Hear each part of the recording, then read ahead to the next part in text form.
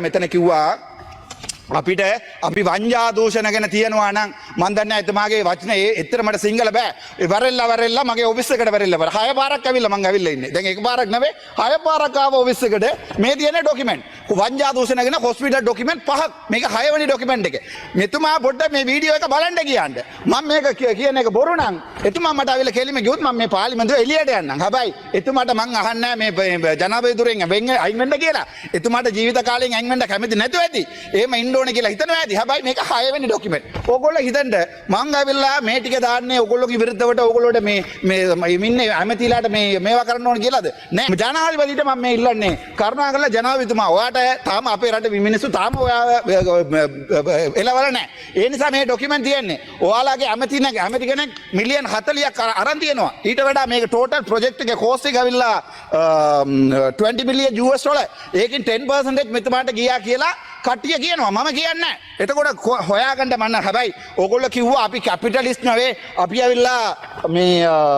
communist කියලා අන්තිමට බලනකොට රවි කරුණානායක ඇහුවා වගේ මේ කවුද රනිල් දීපු ඒ ඇග්‍රීමන්ට් එකම ඒ කම්පැනි එක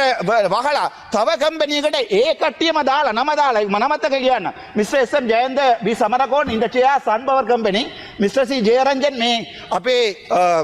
බාස්රි කියලා හැමෝම දන්නවා මේ බාස්රි මන්ත්‍රතුමාගේ හොඳ යාළුවා තව එක කියන්න මේකේ ඔක්කොම ටික මේ හොර වැඩ කරපු ඔක්කොම ටික හැදුවේ මණිවන්නන් කියලා පුත්කලයා මට ඒකත් කියන්න අයිතිය තියෙනවා මණිවන් කියන පුත්කලයා අර රොකට් එකක් ඇව්වානේ ඒ රොකට් එකක් පිටපස්සේ හිටියේ මේ මණිවන්නන් කියලා පුත්කලයා පුළුවන් නම් හොයන්න ඕගොල්ලෝගේ CID ගාව තියෙන්නේ ඊට පස්සේ මේ මණිවන් කියන කියලා පුත්කලයා තමයි රොකට් එකේ සම්බන්ධව අදාළ වෙලා ඊට පස්සේ එයාව මේ එළියට දාලා එයාට කිසි නඩුවක් නැතුව එයාට සල්ලි හම්බ කරගෙන දැන් ආපෝ හදලා දිනවා ඒතුමාලාගේ දාලා වෙන කම්පැනි එකක් යුනයිටඩ් සෝලර් එනර්ජි කියලා ඒකට දීලා තිනවා මේක ඇවිල්ලා බිලියන් ගාණක් US වල මේ ප්‍රොජෙක්ට් එක මේක ඕගොල්ලෝ විරුද්ධ වෙලා පාර වෙලා අවිද්දා හොරු කිව්වා රනිල්ටත් කිව්වා මමත් කියන්න හොරු කියලා ඉතින් හැබැයි ඒ හොර වැඩක් ඕගොල්ලෝම ආයෙ කරනවා